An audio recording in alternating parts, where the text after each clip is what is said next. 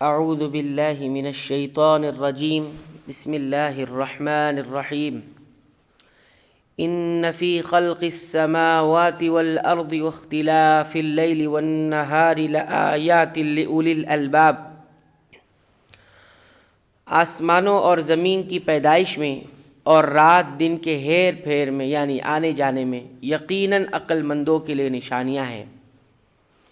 یعنی جو لوگ زمین و آسمان کی تخلیق اور کائنات کے دیگر اسرار و رموز پر غور کرتے ہیں، انہیں کائنات کے خالق اور اس کے اصل فرما روا کی معرفت حاصل ہو جاتی ہے، اور وہ سمجھ جاتے ہیں کہ اتنی طویل و عریض کائنات کا یہ لگا بندھا نظام، جس میں ذرہ برابر خلل واقع نہیں ہوتا، یقیناً اس کے پیچھے ایک ذات ہے جو اسے چلا رہی ہے اور اس کی تدبیر کر رہی ہے، اور وہ ہے اللہ کی ذات۔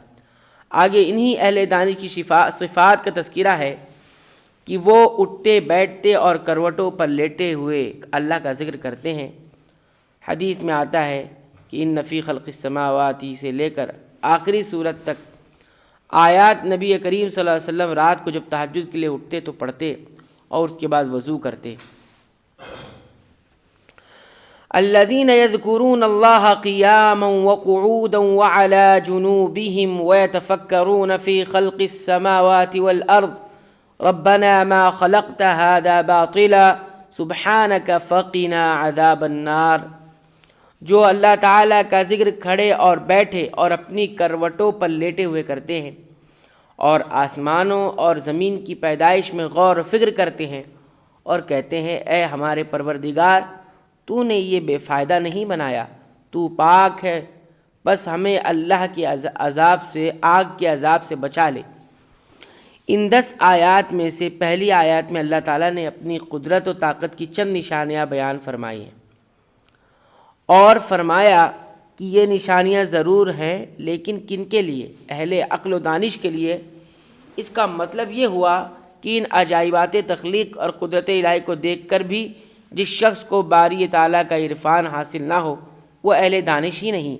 لیکن یہ المیہ بھی بڑا عجیب ہے کہ عالم اسلام میں دانشور سمجھا ہی اس کو جاتا ہے جو اللہ تعالیٰ کے بارے میں شک کا شکار ہو۔ دوسری آیت میں اہل دانش کے ذوق ذکر الہی اور ان کا آسمان اور زمین کی تخلیق میں غور و فکر کرنے کا بیان ہے، جیسا کہ حدیث میں آتا ہے کہ نبی کریم صلی اللہ علیہ وسلم نے فرمایا کھڑے ہو کر نماز پڑھو، اگر کھڑے ہو کر نہیں پڑھ سکتے بیٹھ کر پڑھو، بیٹھ کر بھی نہیں پڑھ سکتے کروٹ کے بل لیٹے لیٹے ہی نماز پڑھ لو۔ اس کے بعد والی 3 آیات میں بھی مغفرت اور قیامت کے دن کی رسوائی سے بچنے کی دعائیں ہیں۔ ربنا انک من تدخل النار فقد اخزیتہ وما للظالمین من انصار۔ اے ہمارے پالنے والے، تو جسے جہنم میں ڈالے یقیناً تو نے اسے رسوا کیا اور ظالموں کا مددگار کوئی نہیں۔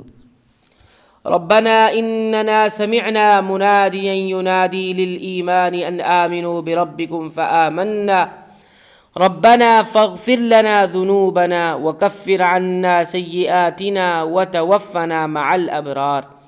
اے ہمارے رب، ہم نے سنا کہ منادی کرنے والا بآواز بلند ایمان کی طرف بلا رہا ہے کہ لوگوں اپنے رب پر ایمان لاؤ، بس ہم ایمان لائے۔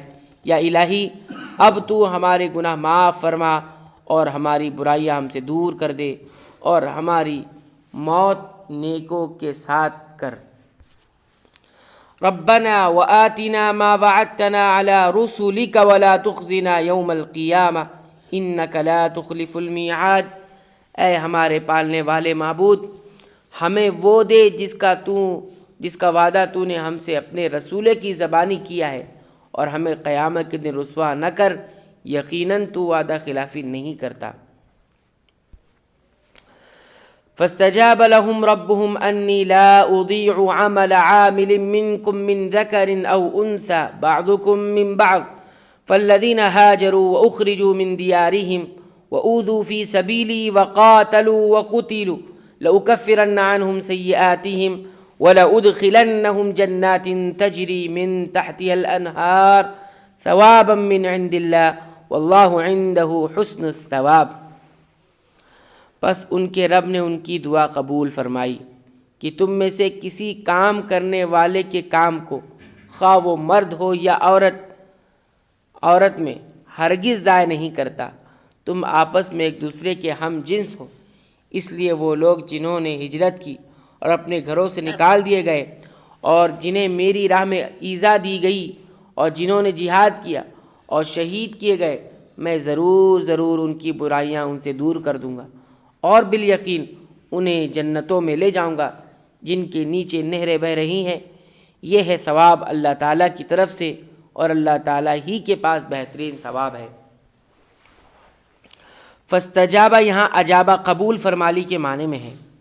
مرد ہو یا عورت کی وضاحت اس لیے کر دی کہ اسلام نے بعض معاملات میں مرد اور عورت کے درمیان ان کے ایک دوسرے سے مختلف فطری اوصاف کی بنا پر جو فرق کیا ہے، مثلاً قوامیت اور حاکمیت میں، کسب معاش کی ذمہ داری میں، جہاد میں حصہ لینے میں اور وراثت میں نصف حصہ ملنے میں، اس سے یہ نہ سمجھا جائے کہ نیک اعمال کی جزا میں بھی شاید مرد اور عورت کے درمیان کچھ فرق کیا جائے گا۔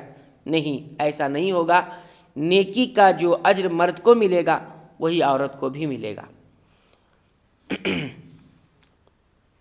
یہ جملہ معترضہ ہے، اس کا مقصد پچھلے نکتے ہی کی وضاحت ہے، یعنی اجر و اطاعت میں تم مرد اور عورت ایک جیسے ہی ہو۔ بعض روایت میں ہے کہ حضرت ام سلمہ رضی اللہ عنہا نے ایک مرتبہ عرض کیا، یا رسول اللہ صلی اللہ علیہ وسلم، اللہ تعالیٰ نے ہجرت کے سلسلے میں عورتوں کا نام نہیں لیا، جس پر یہ آیت نازل ہوئی۔ لا یغرنک تقلب الذین کفروا فی البلاد، تجھے کافروں کا شہروں میں چلنا پھرنا فریب میں نہ ڈال دے۔ خطاب اگرچہ نبی کریم صلی اللہ علیہ وسلم سے ہے، لیکن مخاطب پوری امت ہے۔ شہروں میں چلنے پھرنے سے مراد تجارت اور کاروبار کے لیے ایک شہر سے دوسرے شہر، ایک ملک سے دوسرے ملک جانا ہے۔ یہ تجارتی سفر وسائل دنیا کی فراوانی اور کاروبار کی وسعت اور فروغ کی دلیل ہوتا ہے۔ اللہ تعالیٰ فرماتا ہے یہ سب کچھ عارضی اور چند روزہ ہے، اس سے اہل ایمان کو دھوکے میں مبتلا نہیں ہونا چاہیے، اصل انجام پر نظر رکھنی چاہیے، جو ایمان میں محروم کی صورت میں جہنم کا دائمی عذاب ہے، جس میں دولت دنیا سے مالا مال یہ کافر مبتلا ہوں گے۔ یہ مضمون بھی متعدد مقامات پر بیان کیا گیا ہے، مثلا ما یجادل فی آیات اللہ الا الذین کفروا فلا یغررک تقلبهم فی البلاد، کہ اللہ کی آیتوں میں وہی لوگ جھگڑتے ہیں جو کافر ہیں، پس ان کا شہروں میں چلنا پھرنا آپ کو دھوکے میں نہ ڈالے۔ قل ان الذین یفترون علی اللہ الکذب لا یفلحون، اس طرح دیگر بہت ساری آیات ہیں جس میں اس طرح کی مضامین کو بیان کیا گیا ہے۔ متاع قلیل ثم مأواہم جہنم وبئس المہاد، یہ تو بہت ہی تھوڑا فائدہ ہے، اس کے بعد ان کا ٹھکانہ تو جہنم ہے اور وہ بری جگہ ہے۔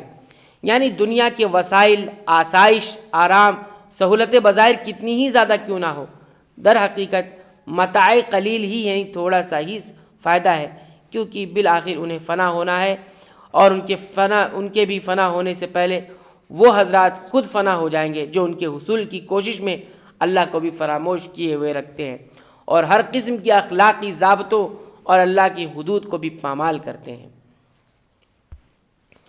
اللہ تعالیٰ سے دعا ہے کہ رب العالمین ان آیات میں جو باتیں، جو تعلیمات بتائی گئی ہیں، رب العالمین ان تمام باتوں اور تعلیمات پر ہمیں غور و فکر کرنے کے بعد اس کے مطابق اپنے ایمان، عقیدے کی اصلاح کی توفیق عنایت فرما۔ رب العالمین قرآن کریم کو ہمارے لیے مشعل راہ بنا دے، ہدایت کا ذریعہ بنا دے، ہمارے لیے برکتوں کا سبب بنا۔ آمین۔ وآخر دعوانا الحمد للہ رب العالمین۔